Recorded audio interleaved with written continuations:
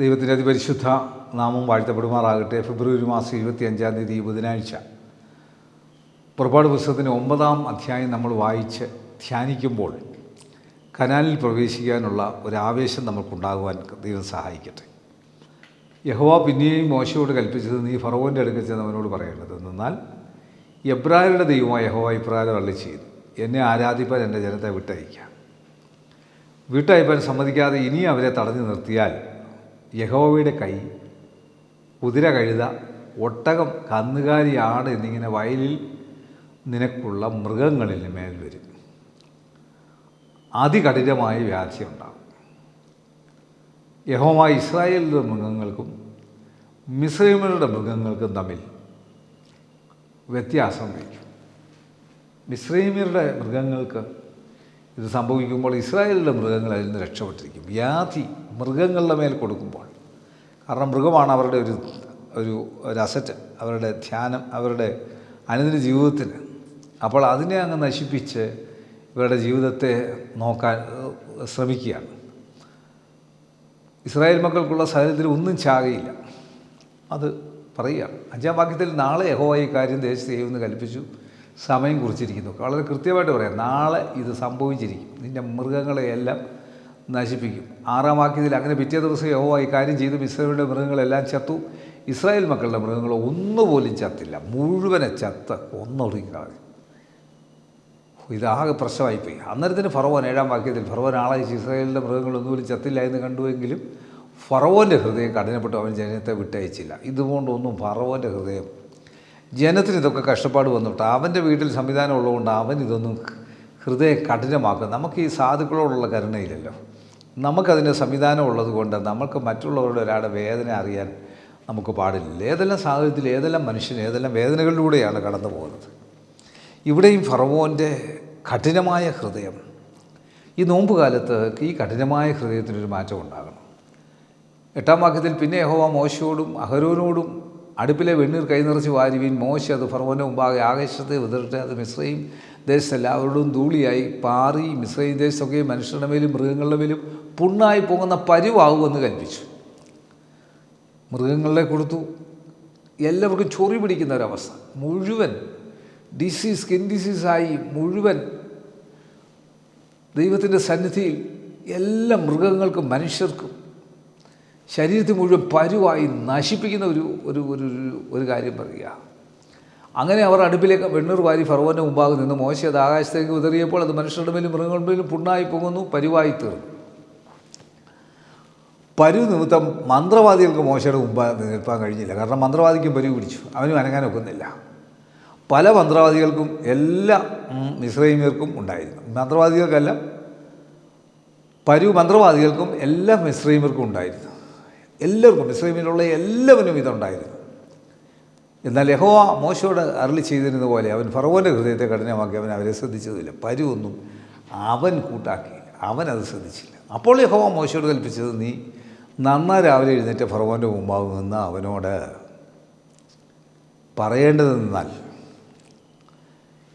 എബ്രായരുടെ ദൈവമായ യഹോവ ഇപ്രകാരം അരുളി ചെയ്യുന്നു, എന്നെ ആരാധിപ്പാൻ എൻ്റെ ജനത്തെ വിട്ടയക്കണം.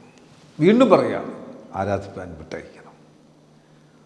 ദൈവത്തിൻ്റെ സന്നിധിയിൽ ആരാധിപ്പാനുള്ള വിടുതലില്ലാത്ത അവസ്ഥ സംഭവിക്കുമ്പോൾ, ആരാധനയോട് താല്പര്യമില്ലാത്ത ജാതിക്കുണ്ടാകുന്നതായ ഈ പ്രതികൂല അവസ്ഥയാണ് സംഭവിക്കുന്നത്. ആരാധനയുടെ ആ ദോഷം, ആരാധനയില്ലാത്തതിൻ്റെ ദോഷം. 14-ാം വാക്യത്തിൽ, സർവ്വഭൂമിയിലും എന്നെപ്പോലെ മറ്റൊരുത്തനുമില്ല എന്ന് നീ അറിയരുത്. ഈ പ്രാവശ്യം ഞാൻ എൻ്റെ ബാധകളൊക്കെയും നിൻ്റെ മേലും നിൻ്റെ വൃത്യന്മാരുടെ മേലും എൻ്റെ ജനത്തിൻ്റെ മേലും അയക്കും. ഇപ്പോൾ തന്നെ ഞാൻ എൻ്റെ കൈ നീട്ടി നിന്നെയും നിൻ്റെ ജനത്തെയും മഹാമാരിയാൽ ദണ്ഡിപ്പിച്ച് നിന്നെ ഭൂമിയിൽ നിന്ന് ഛേദിച്ച് കളയുമായിരുന്നു. എങ്കിലും എൻ്റെ ശക്തി നിന്നെ കാണിക്കേണ്ടതിനും എൻ്റെ നാമം സർവ്വഭൂമിയിലും പ്രസ്താവിക്കപ്പെടേണ്ടതിനും ഞാൻ നിന്നെ നിർത്തിയിരിക്കുന്നു. എന്നെ നിങ്ങളെ നിർത്തിയിരിക്കുന്നതിൻ്റെ ഉദ്ദേശമുണ്ട്. ദൈവത്തിൻ്റെ ഉദ്ദേശം സാധിപ്പിക്കാൻ നിർത്തിയിരിക്കുക, നമ്മുടെ പ്രത്യേകതകൾ കൊണ്ടൊന്നുമല്ല. ദൈവത്തിൻ്റെ ഉദ്ദേശം സാധിക്കാൻ നമ്മളെ നിർത്തിയിരിക്കുക. എൻ്റെ ജനത്തെ അയക്കാതിരിക്കുക എന്നതാണ് ഇനി അവരെ തടഞ്ഞു നിർത്തുന്നു. മിസ്രയീം സ്ഥാപിതമായ നാൾ മുതൽ ഇന്ന് വരെ അതിലുണ്ടായിട്ടില്ലാത്ത അതികഠിനമായ കൽമഴ നാളെ ഈ നേരത്ത് പെയ്യും. അടുത്ത ഒരു ശാപമാണ്.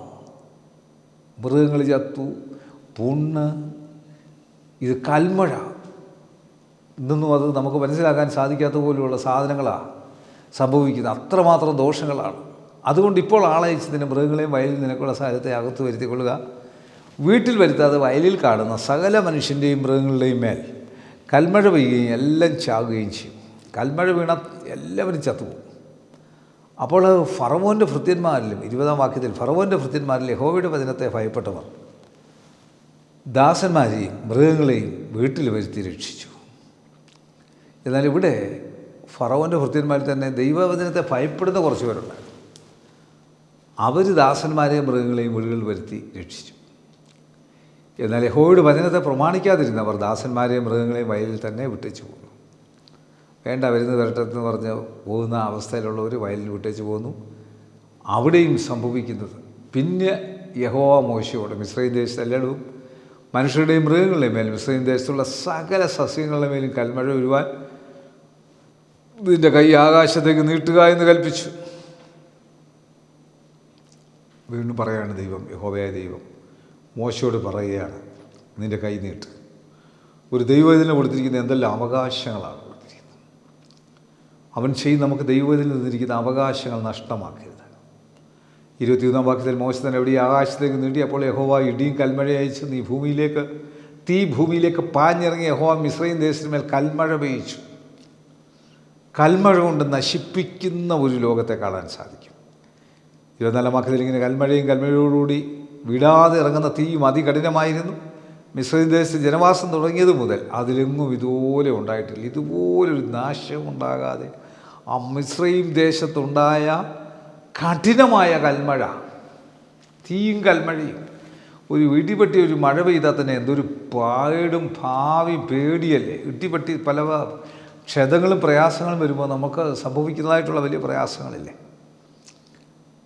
ഇതിനകത്ത് സംഭവിക്കുന്നത് മുഴുവൻ ഇതുവരെയായിട്ടും ഉണ്ടാകാത്തതുപോലെയുള്ള ദോഷം അവിടെ സംഭവിച്ചു. 25-ാം വാക്യത്തിൽ മിസ്രയീം ദേശത്ത് എല്ലായിടും മനുഷ്യരെയും മൃഗങ്ങളെയും വയലിലിരുന്ന സകലത്തെയും കൽമഴ സംഹരിച്ചു. കൽമഴ വയലിലുള്ള സകല സസ്യത്തെയും നശിപ്പിച്ചു. പറമ്പിലെ വൃക്ഷത്തെയൊക്കെയും തകർത്ത് കളഞ്ഞു. കൽമഴ കൊണ്ട് മുഴുവൻ തകർന്ന് തരിപ്പണമായിപ്പോയി. 26-ാം വാക്യത്തിൽ ഇസ്രായേൽ മക്കൾ പാർത്ത ഗോശേൻ ദേശത്ത് മാത്രം കൽമഴ ഉണ്ടായില്ല. എന്നാൽ ഇസ്രായേൽ മക്കൾ പാർത്ത സ്ഥലത്ത് അവരെ കൽമഴ ഒഴിഞ്ഞു നിന്നിരുന്നു. ദൈവം എന്നെ നിങ്ങളെ വിടുവിക്കുന്നത്, ആ വിടുതലിൻ്റെ ശക്തി പ്രാർത്ഥിക്കുന്ന ദൈവമക്കളുള്ള സ്ഥലത്ത് ദൈവം അത്ഭുതം പ്രവർത്തിച്ച് രക്ഷിക്കും. 27-ാം വാക്യത്തിൽ അപ്പോൾ ഫറവോൻ ആളയച്ചു. മോശെ അഹരോനെ വിളിപ്പിച്ചു. അവരോട്, ഈ പ്രാവശ്യം ഞാൻ പാപം ചെയ്തു. യഹോവ നീതിയുള്ളവൻ, ഞാനും എൻ്റെ ജനവും ദുഷ്ടന്മാർ. ഇപ്പോൾ ഇവിടെ ഒരു മാനസാന്തരം ഇപ്പോൾ പിന്നെ ഉണ്ടായി. കൽമഴയുടെ മുൻപിൽ പിന്നെയും ഫറവോനൊരു മാനസാന്തരം ഉണ്ടാകുക.